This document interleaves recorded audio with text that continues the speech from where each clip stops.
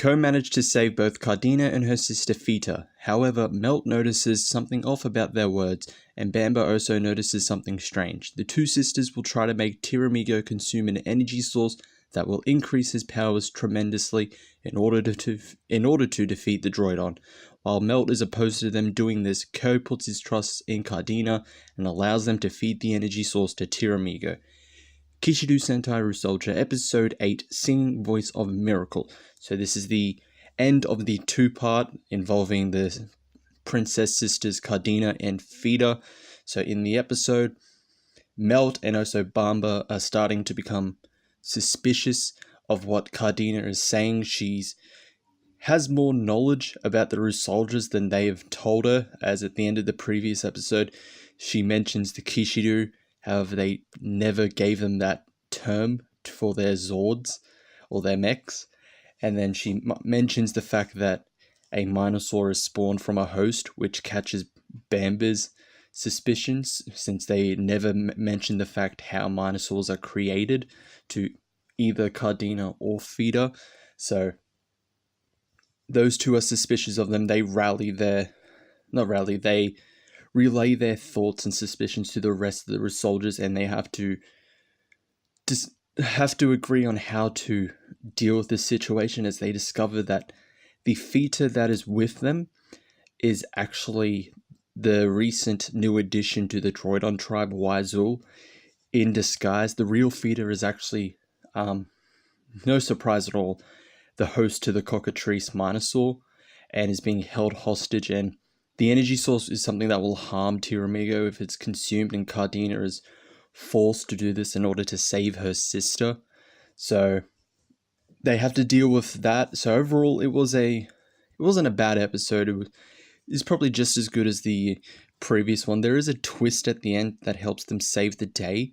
The episode is called Singing Voice of Miracle, and considering that Cardina and Fita are both good singers, very beautiful sounding singers, I naturally assumed that Cardina was going to sing and it was going to somehow help them save Fita, but I was actually surprised with how they actually save Fita and finish off the Cockatrice Minusaur, etc. So fighting was not too bad. It was alright. I think near the end fight where just before they defeat the Cockatrice Minusaur with their Kishiryu, that fight was actually pretty good, I will say so. Good fighting on that part. Camera work wasn't that bad, but in typical tokusatsu fashion, when they transform for the final fight with Ryu-view, they transform on a rooftop, and then all of a sudden when they're fighting, they're on ground level. I know this is very typical with tokusatsu, like they transform in one part and then they get into fights with like the minions or the henchmen in a different part, but it's such a huge difference of like where they fight, because usually when this happens, it's still in a similar looking location, but in this, they transformed on a rooftop.